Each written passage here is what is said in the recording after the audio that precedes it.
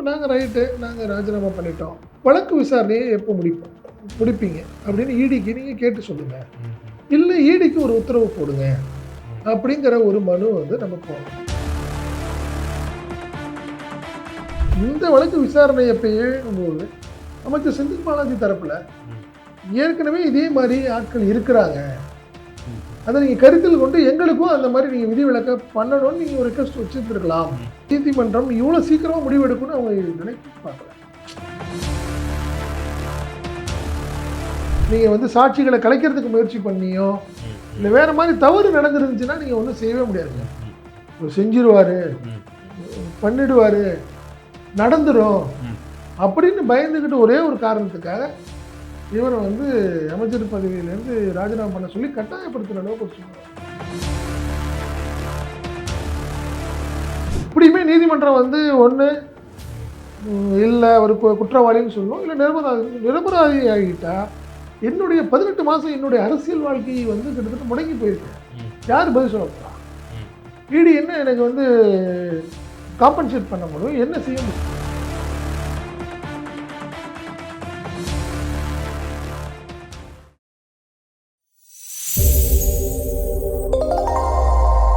ஈத்தமிழ் news நேயர்களுக்கு வணக்கம். இன்றைய நேர்காணல் நிகழ்ச்சியில் நம்மோடு இருந்திருக்கும் விருந்தினர் ஈத்தமிழ் நியூஸினுடைய ஆசிரியர் மற்றும் மூத்த பத்திரிகையாளர் திரு செந்தில் சார் நினைச்சிருக்காங்க. சார் வணக்கம். வணக்கம் சார். முன்னாள் அமைச்சர் திரு செந்தில் பாலாஜி அவர்கள் விவகாரத்தில் பல டிஸ்கஷன் நம்ம பண்ணியிருக்கோம்.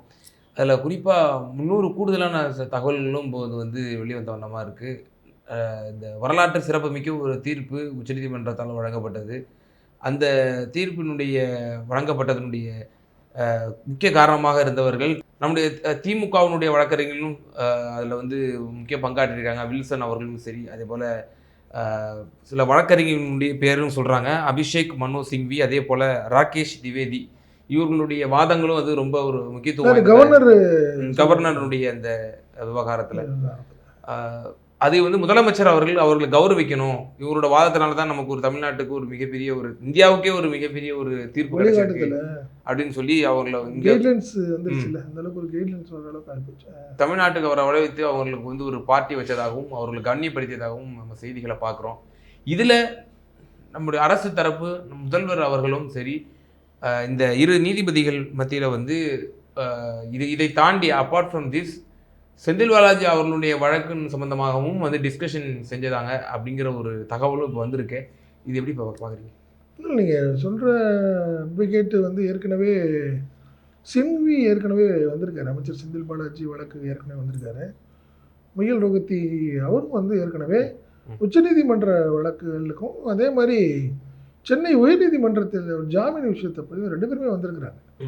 ஆமாம், அது வந்து இப்போ புதுசு இல்லை, ஏற்கனவே வந்தது தான். பட்டு இப்போ இந்த விஷயத்தை பொறுத்த வரைக்கும் பார்த்திங்கன்னா 2-3 விஷயங்கள் வந்து இப்போ என்ன சொல்கிறாங்க, அடுத்தது என்ன நடக்கும் அப்படின்னு பார்த்தீங்கன்னா, அமைச்சர் செந்தில் பாலாஜி விஷயத்தை பொறுத்த வரைக்கும் அடுத்தது என்ன அப்படின்னா, எப்போது அடுத்த மனு செய்ய போகிறாங்க அப்படின்னு பார்த்தீங்கன்னா இப்போ பண்ண முடியாது. காரணம் என்னென்னா, இப்போது இந்த ஓகா நீதியரசு, ஆமாம், அவங்களுடைய பெஞ்சு வந்து தான் இப்போ நீதிபதி நம்மளுக்கு தீர்ப்பு கொடுத்துருக்குறாங்க. அதாவது அவருக்கு ஜாமீனா அமைச்சரா அப்படின்னு கேட்டது வந்து அவங்க தான். பட் நம்ம அதை என்ன பண்ணிட்டோம், அந்த விஷயத்தில் நம்ம வந்து இல்லை அமைச்சர் பதவியை ராஜினாமா பண்ணிட்டோம். இப்போ ஓகா வந்து பார்த்திங்கன்னா மே 25 அவர் ஓய்வு பெறுறார். அவருக்கு 65 வயசு ஆகுது. அவர் வந்து ஓய்வு பெறுறார். அடுத்த அவர் ஓகா போனதுக்கப்புறம் அடுத்து புது பெஞ்ச் வரும். அந்த புது பெஞ்சில் தான் இனிமேல் எதாக இருந்தாலும் நம்மளுடைய ப்ரேயரை வைக்கணும். என்ன நம்மளுடைய ப்ரேயர்? இப்போ நாங்கள் ராஜினாமா பண்ணிட்டோம், வழக்கு விசாரணையை எப்போ முடிப்பீங்க அப்படின்னு ஈடிக்கு நீங்கள் கேட்டு சொல்லுங்கள், இல்லை ஈடிக்கு ஒரு உத்தரவு போடுங்க அப்படிங்கிற ஒரு மனு வந்து நம்ம கொடுப்போம். காலக்கெடு. ஆமாம், நீங்கள் அப்படி இருந்தால் தான் நம்மளுக்கு என்ன தெளிவாக சொல்லிடுச்சு உச்சநீதிமன்றம் வந்து வேறு எந்த நிபந்தனையும் நம்மளுக்கு அந்த இதில் கொடுக்கல.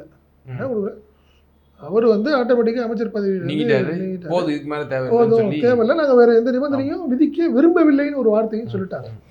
ஒன்று. ஸோ அதனால் நம்ம என்ன பண்ண போகிறோம், நீதிமன்றம் வந்து ஈடிக்கு ஒரு உத்தரவு போடணும், 3 மாதத்தில் வழக்கு விசாரணையை முடிக்கணும் அப்படின்னு உத்தரவு போடணும். ஒருவேளை முடிக்க முடியவில்லை என்றால் நாங்கள் வந்து நான் மீண்டும் அமைச்சராகிறதுக்கு எந்த தடையும் நீங்கள் வந்து சொல்லக்கூடாது அப்படிங்கிற ஒரு மனு வந்து அமைச்சர் செந்தில் பாலாஜி தரப்பில் போட போகிறாங்க. ஒன்று. ரெண்டாவது, நம்ம ஏற்கனவே பலமுறை பேசுனது தான், அமைச்சர் செந்தில் பாலாஜி ரைட், இதே மாதிரி கிட்டத்தட்ட 94 பேர் இருக்காங்க ஆல் ஓவர் இந்தியா. இடி வழக்கில் கரண்ட் மத்திய அமைச்சர்களே 20 எண்ணிக்கைகள் சொல்கிறாங்க. அதான் 20 மத்திய அமைச்சர்கள் இருக்கிறாங்க, அது முதல்வர் இருக்கிறாரு. ஸோ இப்படி நிறைய விஷயங்கள் இருக்குது.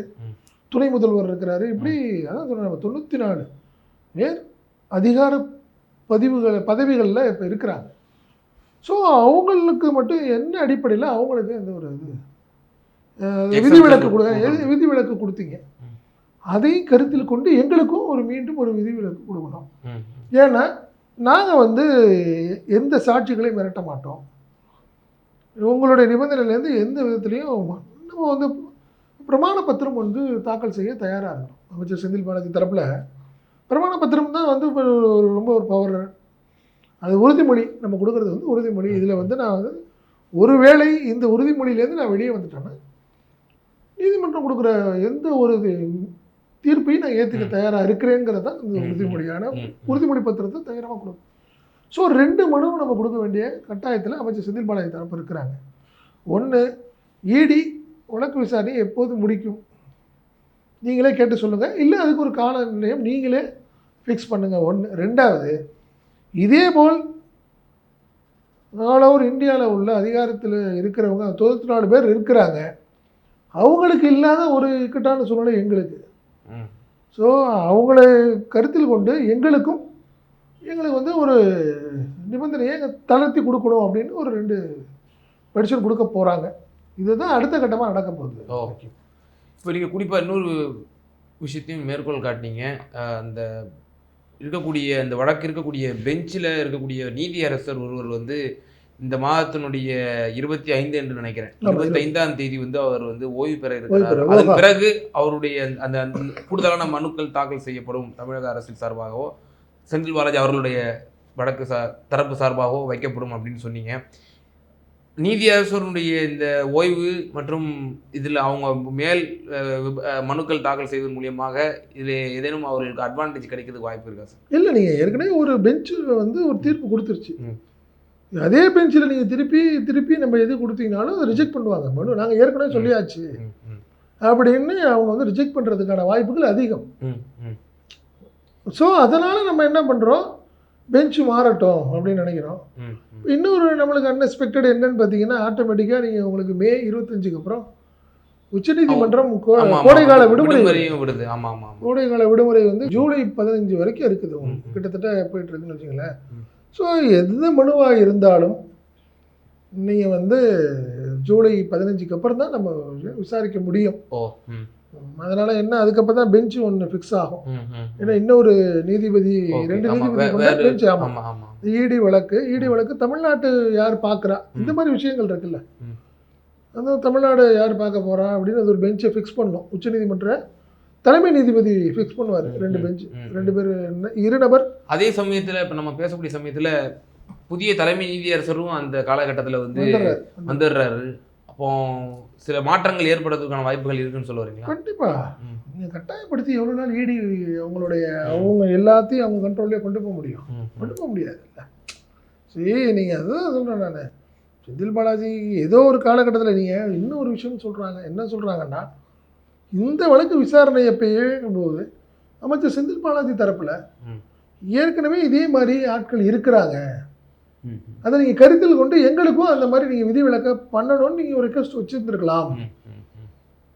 ஏன்னா நீதிமன்றம் இவ்வளோ சீக்கிரமாக முடிவெடுக்கணும்னு அவங்க நினைக்க பார்க்கல. ஏன்னா இப்படி ஒரு டக்குன்னு காலக்கெடு கொடுத்து ஒரு 3 நாளில் நீங்கள் முடிவெடுக்கணும் அப்படிங்கிறதுனால நம்மளுக்கு ஒரு சின்ன விஷயங்கள் ஆகிடுச்சு. இன்னும் ஒரு சொல்லப்போனால் யாரையும் காட்டி கொடுத்தோ இல்லை அவங்களுடைய வாழ்க்கையை நம்ம விளையாண்ட மாதிரில ஆயிரும். இந்த 94 பேர் மட்டும் எப்படி இருக்காங்க, நாங்கள் போகிறதா இருந்தால் அவங்களையும் போக சொல்லுங்கள் அப்படின்னு கேட்டிங்கன்னா அது ரொம்ப சின்ன பிள்ளைத்தனமாக ஆயிரும்ல. அது நல்லா இருக்காது, ரொம்ப சங்கடமான ஒரு விஷயம். அதனால தான் எங்கள் மேலே கொடுத்த நிபந்தனையை கொடுங்க, நாங்கள் அதை ஃபிக்ஸ் பண்ணிக்கிறோம் அப்படிங்கிற மாதிரி. கூடுதலாக இன்னொரு கேள்வியும் வருது. இப்போ இந்த நிபந்தனையை வச்சாங்க இல்லையா, அமைச்சரா ஜாமீனா அப்படின்ற ஒரு விஷயத்த, இப்போ நம்ம தமிழக அரசு நினைத்திருந்தால் நம்ம வந்து பல வழக்குகளை நம்ம மேற்கோள் காட்டியிருக்கலாம். இவ்வளோ பேர் வெளியே இருக்காங்களே, இவ்வளோ பேர் வந்து பதவியிலும் இருக்காங்களே, அப்போ அவங்களுக்குலாம் சிக்கல் வராது. அப்போது இந்த பிஎம்எல்ஏ ஆக்ட்டு, இந்த இவங்க போடக்கூடிய செக்ஷன்ஸு, இந்த இந்த இந்த வழக்கினுடைய குறிப்பிட்ட பர்ட்டிகுலர் விசாரணைக்கு வந்து இன்னொரு வழக்கை வந்து முன்மாதிரியாக காட்டக்கூடாதோ? அதனால தான் வந்து தமிழக அரசு இல்லை அப்படி பண்ண முடியாது. நீங்கள் ஆக்சுவலாக பிஎம்எல்ஏ ஆக்ட்லேயே பார்த்தீங்கன்னா ஜாமீனே கிடையாது. கிடைக்கிறது ரொம்ப கஷ்டம். ஆமாம். என்ன காரணம்னா இப்போ இதுலேயுமே நீங்கள் தொடர்ந்து விசாரணை சரியாக இருக்காது, நீங்கள் காலம் 15-20 வருஷம் ஆகும் அப்படிங்கிறதுனால தான் நம்ம நம்மளுக்கு வந்து ஜாமீன் கிடைக்குதுன்னு வச்சுக்கலாம். ஒன்று, நீங்கள் எப்பயுமே உச்சநீதிமன்றத்தில் நீங்கள் ஒரு மனு போட்டிங்கன்னா வேறொரு வழக்கு நீங்கள் பாட்னா உயர்நீதிமன்றமாக இருக்கட்டும், சத்தீஸ்கர் உயர்நீதிமன்றத்துலேயும் நீங்கள் ஏதாவது நீங்கள் மேற்கோள் காட்டி 100% பேசலாம். நீங்கள் அதிலலாம் மாற்றுக்கிறது கிடையாது. நீங்கள் ஏன் நம்ம 94 பேரை வந்து நீங்கள் எப்படி நீங்கள் அவங்கள சொல்கிறீங்க, உங்களை மட்டும் பாருங்கன்னு நீதிமன்றம் சொல்ல முடியாது. அதிகார மிக்க பதவியில் இருக்கிறவங்க அப்படிங்கிறது தான். இதில் செந்தில் பாலாஜியை விட்டுருங்க. அதிகாரமிக்க பதவியில் இருக்கிறவங்க நீங்கள் வந்து சாட்சிகளை கலைச்சிருவாங்க அப்படிங்கிறது தான் பொதுவானது. எல்லாத்துக்கும் அமைச்சர் செந்தில் பாலாஜியாக இருக்கட்டும், அவர் வந்து சுப்புசேவரனாக இருக்கட்டும், யாராக இருக்கட்டும், யார் விஷயமா இருந்தாலும் நீங்கள் அது நீதிமன்றம் அப்படி தானே பார்க்கும். தனிநபர்னு பார்க்கறதுக்கு வாய்ப்பு இல்லை. அதனால் மேற்கோள் காட்டுறதுல எந்த பிரச்சனையும் இருக்காது. அது மேற்கோள் காட்டி இப்போ நம்ம செய்ய வேண்டாம்னு நினச்சிட்டாங்க. செஞ்சுருந்தாங்கன்னா கொஞ்சம் இன்னும் காலதாமதம் ஆயிருக்கலாம். ஒருவேளை அமைச்சர் செந்தில் பாலாஜிக்கு உடனடியாக அந்த தீர்ப்பு வந்திருக்கிறதுக்கு வாய்ப்பு இல்லை. ஏன்னா உச்சநீதிமன்றம் என்ன பண்ணியிருக்கோம், அப்படியா அவங்களுக்குலாம் என்னென்ன அடிப்படையில் அவங்களுக்கு ஜாமீன் கொடுத்தாங்க, யார் யார் அவங்க அப்படின்னு ஒரு வேறு மாதிரி விசாரணை வேறு கோணத்துக்கு கூட போயிருக்கிறது நிறைய வாய்ப்பு அதிகம். பட் என்ன காரணத்துக்கு பண்ணலையோ தெரில. இப்போது ஓகா அவர்கள் வந்து ஓய்வு பெற இருக்கிறாரு. ஓய்வு பெற மறுநாளே வந்து கோடை விடுமுறையும் ஸ்டார்ட் ஆகிறது பார்க்குறோம். ஸோ அப்போ ஜூலை மாதம் தான் வந்து கோடை முறை 14th தான் வந்து முடியுது. ஸோ அது வரைக்கும் எந்த ஒரு வழக்கும் தொடக்க முடியாது, எந்த ஒரு உச்சநீதிமன்றம் மூலம் விடுமுறையில் இருக்கும். அப்போ ஜூலை மந்தில் தான் வந்து தமிழக அரசு அதுக்கு உண்டான இந்த தாக்கல் செய்யுமா? அமைச்சர் செந்தில் பாலாஜி தரப்பாக இருக்கட்டும், நீங்கள் தமிழக அரசு தரப்புலேருந்து, ஏன்னா நீங்கள் முன்பே குறிப்பிட்டிருந்தீங்க நம்ம சேனலில், ஜூலை மந்தில் தான் வந்து ஏன்னா அந்த விடுமுறைகள்லாம் முடிந்த பிறகு தான் வந்து தாக்கல் செய்வாங்க. அப்போ தான் வந்து மீண்டும் அவர் வந்து அமைச்சராகிறதுக்கு வாய்ப்பு ஜூலையே இருக்குது அப்படின்ற விஷயத்தை நீங்கள் 100% நீங்கள் ஆட்டோமேட்டிக்காக உச்சநீதிமன்றத்துக்கு கோடை விடுமுறைக்கு அப்புறம் உச்சநீதிமன்றம் தரப்புக்கு அப்புறம் நம்ம மனு கொடுக்குறோம். மனுவை வந்து விசாரணை ஏற்றுக்குவாங்க. அதுக்கு வந்து இடியை கூப்பிட்டு கேட்பாங்க, எவ்வளோ நாளில் நீங்கள் வழக்கம் விசாரித்து முடிக்க போகிறீங்கன்னு கேட்பாங்க. அதில் பதிலே சொல்ல முடியாது. மீடியாவில் 15 வருஷம் ஆகும் 20 வருஷம் ஆகும்னு சொல்ல முடியாது. சொன்னால் அப்போது அது வரைக்கும் அவர் அமைச்சராகாமல் இருக்க முடியுமா? அப்போ அது கேள்வி வரும். அதுக்கு பதில் சொல்லி ஆகணும்னு வச்சுங்களேன். ஸோ இக்கட்டான நிலைமை. நீங்கள் காலதாமதம் அமைச்சர் செந்தில் பாலாஜிக்கு நம்ம தான் சிம்பிளாக திருப்பி அதே தான் 26 தேர்தல் அதில் அதிகாரமாக இருந்தாருன்னா அவரால் நம்மளுக்கு ரொம்ப டிஸ்டர்பாக இருக்குன்னு ஃபீல் பண்ணுது பிஜேபியும் ஏடிஎம்கேயும். அவங்களுடைய ஒரு அடுத்த தொடர்ச்சி தான் வந்து இடி வந்து உச்சநீதிமன்றம் வரைக்கும் போய் அவரை வந்து அவருடைய அதிகாரத்தை பறிக்கணுங்கிற ஒரு பெரிய. இப்போ நீங்கள் நம்புறீங்களா சார், இப்போ வரக்கூடிய தேர்தலில் வந்து திரு செந்தில் பாலாஜி அவர்கள் ஒரு நிச்சயமாக ஒரு அமைச்சராகவே வந்து எதிர்கொள்வார் இந்த தேர்தலிலே? நிச்சயமாக ஜூலை மாதம் வந்து விடுமுறைக்கு கோடை விடுமுறைக்கு பிறகு ட்ரையலுக்கு வரும். இது நிச்சயமாக சட்ட போராட்டம் பண்ணி இது வந்து வெற்றி பெறுவாங்கன்னு நீங்கள் 100% அமைச்சராகத்தான் தேர்தல் கண்டிப்பாக இருக்குது. என்ன ஏன் அப்படின்னா, ஒருவேளை அமைச்சர் செந்தில் பாலாஜி வந்து வேண்டாம்னு அவர் முடிவு எடுத்தாதான் வேண்டாம் அப்படின்னு நினச்சா. ஆனால் வந்து ஏன் வேண்டான்னு ஒரு முடிவு எடுக்கணும்? இனிமேல் நீங்கள் ஒன்று அதான் சொன்னேன், நீங்கள் வந்து சாட்சிகளை கலைக்கிறதுக்கு முயற்சி பண்ணியோ இல்லை வேறு மாதிரி தவறு நடந்துருந்துச்சுன்னா நீங்கள் ஒன்றும் செய்யவே முடியாதுங்க. செஞ்சிருவார், பண்ணிடுவார், நடந்துடும் அப்படின்னு பயந்துக்கிட்டு ஒரே ஒரு காரணத்துக்காக இவரை வந்து அமைச்சர் பதவியிலேருந்து ராஜினாமா பண்ண சொல்லி கட்டாயப்படுத்துகிற அளவுக்கு ஒரு சொல்லுவார். அதை விட மாட்டாங்கல்ல. தப்பு பண்ணாத ஒரு விஷயத்துக்கு நான் எதுக்குங்க நான் சில விஷயங்களை தண்டனை அனுபவிக்கணும்? ஏற்கனவே ஒரு 15-18 மாதம் நீங்கள் ஜெயிலில் இருந்துட்டோம். நீங்கள் ஒருவேளை இந்த வழக்கில் நான் வந்து நிரபராதின்னு ஆயிடுச்சுங்க, அமைச்சர் செந்தில் பாலாஜி நிரபராதின்னு ஆயிடுச்சு. 18 மாதம் ஜெயிலில் இருந்ததுக்கு என்னங்க அது பிராயசத்தை என்ன இருக்குது? எத்தனையோ வழக்குகள் இந்த மாதிரி நம்ம பார்த்துருக்கோம் முன்மாதிரியா. இல்லைங்க, நீங்கள் மற்றதெல்லாம் கொலை வழக்குகள், கொலை வழக்குகள், கிரிமினல் வழக்குகள். அது இது வந்து எதை சொல்கிறேன், ஒரு ஊழல் அலிகேஷன். இது அலிகேஷனில் நீங்கள் ஒரு வேலை எப்படியுமே நீதிமன்றம் வந்து ஒன்று இல்லை ஒரு குற்றவாளின்னு சொல்லணும், இல்லை நிரபராதின்னு சொல்லணும். நிரபராதி ஆகிட்டா என்னுடைய 18 மாதம் என்னுடைய அரசியல் வாழ்க்கையை வந்து கிட்டத்தட்ட முடங்கி போயிருக்கேன். யார் பதில் சொல்ல போகிறா? இடி என்ன எனக்கு வந்து காம்பன்சேட் பண்ண முடியும், என்ன செய்ய முடியாதுங்க. இது எப்படி சார் சட்டத்தில் இருக்கிற ஓட்டை பார்க்குறீங்களா, இல்லை அதிகார துஷ்பிரயோகம் சொல்லுங்கள்? அதிகார துஷ்பிரயோகம் தானே. நீங்கள் ஏன்னா இவ்வளோ பெரிய அதாவது அதுதாங்க பிஎம்எல்ஏங்கிற ஒருதை வந்து ஒரு கடுமையாக உண்மையான மிகப்பெரிய ஊழல்வாதிகள். இது உருவாக்கப்பட்டதே வந்து வெளிநாட்டுக்கு தப்பிச்சு போன ஆட்கள் எல்லாம் பிடிச்சி நீங்கள் இது மாதிரி பண்ணியிருந்தீங்கன்னா நியாயங்க, இல்லைன்னா சொல்லலை. ஆனால் மாறா வந்து இடியினோட அலுவலகம் 10 மணி நேரம் கூப்புன்னு எரியுது. கேட்டா சொல்றாங்க எங்க ஃபைல்ல வந்து அதுல நாசமா போச்சு, சேதமாடுச்சுங்கிற செய்திகளும் வருது. ஸோ இந்த மாதிரி விஷயங்கள்லாம் நடக்குது. யாரு கேட்கறது? குறிப்பா நீரவ் மோடி, மேவாக் சோக்சி அவங்களுடைய அந்த ஃபைல் அவங்கெல்லாம் ஓடி போயிடுவாங்க, வெளிநாட்டுக்கு போயிடுவாங்க. அதனால அவங்களுக்கு ஜாமீன் தரக்கூடாதுங்கிறதுக்காக தான் இந்த பிஎன்எல்ஏ ஆக்டே வந்தது, கொண்டாந்தாங்க. பட் இது எங்க வருது? பழி வாங்குறதுக்காக, அரசியல் காரணங்களுக்காக. இல்ல ஒருவேளை முன்னாள் அமைச்சர் திரு செந்தில் பாலாஜி அவர்கள் வெளிநாட்டு தப்பி விடுவாரோ என்ற ஒரு அச்சமா எங்களுக்கு? நீதிமன்றம் ஒரு அமைச்சராக இருக்காரு, டெய்லி செக்ரட்டரியேட் வராரு, வீடு இங்கே தான் இருக்கு அவருக்கு. அதிகபட்சம் அவர் தொகுதிக்கு வருவார். இது தாண்டி வெளியே போகிறதுக்கு வேலையே இல்லைங்க. வேலையே இல்லை. நீங்கள் போகிறதுக்கு நீங்கள் ஒரே வார்த்தை நிபந்தனை சொல்லிட்டீங்க. அவசியம் நீங்கள் வந்து திங்கள் வெள்ளி வந்து கையெழுத்து போடணும் இடி அலுவலகத்தில், ரைட்டு. விசாரணைக்குன்னு கூப்பிட்டீங்கன்னா எப்போனாலும் வரலாம். வாய்தா வாங்கக்கூடாது. ஒவ்வொரு வாய்தாவுக்கும் நீங்கள் போய் முடிஞ்சிருச்சு. இந்த தண்டனையை நீங்கள் வந்து எல்லாத்துக்கும் தெரிஞ்சிடும். ஓப்பன் சீக்ரெட் இது. கையெழுத்து போடாமல் நீங்கள் போயிட்டீங்கன்னா அடுத்த 10 நிமிஷத்தில் வெளியே தெரிஞ்சிடும். வரலங்க, இன்னைக்கு காலைல 11 to 12 கையெழுத்து போடணும் அவர், இன்றைக்கி வரல தெரியும். அதே மாதிரி நீங்கள் யாரையாவது நீங்கள் மிரட்டிங்கன்னா அடுத்த நிமிஷம் சயின்டிஃபிக் எவிடன்ஸ் நிறையா இருக்குங்க. அந்த செல்ஃபோனில் ஆரம்பித்து எந்த டவர்லேருந்து எந்த நம்பரு யார் பேசுனா எல்லாம் தெரிஞ்சிடும். யார் வேணாலும் பண்ணலாம். ஸோ ஒரு எல்லாமே ஓப்பனான ஒரு விஷயத்துக்கு ஒரு பெரிய ஒரு என்ன சொல்கிறது, பூதாகாரமான ஒரு காரணத்தை தேடி ஒருத்தரை பழி வாங்குறதுங்கிறது எந்த விதத்துலையும் நியாயம் இல்லைல்ல. நிச்சயமாக சார், இந்த வழக்கினுடைய எதிர்கால போக்கு எப்படி அமையும்னு சொல்லி நீங்கள் சொல்லியிருக்கிறீங்க. வரக்கூடிய கோடை விடுமுறைக்கு பிறகு நீதியரசரும் அந்த பெஞ்சினுடைய நீதியரசரும் மாற இருக்கிறார். ஸோ நிச்சயமாக அட்வான்டேஜ் இருக்குது. கூடுதலாக இன்னொரு தகவலும் சொல்லியிருக்கீங்க, தேர்தலின் பொழுது அவர் அமைச்சராகவே வந்து எதிர்கொள்வார். நிச்சயமாக இந்த கொங்கு பெல்ட்டில் வந்து ஒரு மிகப்பெரிய தாக்கத்தை ஏற்படுத்த போகிறார் ஒரு தகவலையும் சொல்லியிருக்கீங்க. பொறுத்து இருந்து பார்ப்போம் மக்கள் எஜமானர்கள் என்ன தீர்ப்பளிக்கிறாங்கன்னு சொல்லி. ரொம்ப நன்றி உங்கள் நேரத்தை பயந்து. நன்றி. நமது இ-தமிழ் நியூஸ் சேனலில் உங்களது பொருட்களை வெறும் 500 ரூபாயில் விளம்பரம் செய்ய வேண்டுமா? தொடர்புக்கு 7806942275 தொடர்பு கொள்ளுங்கள்.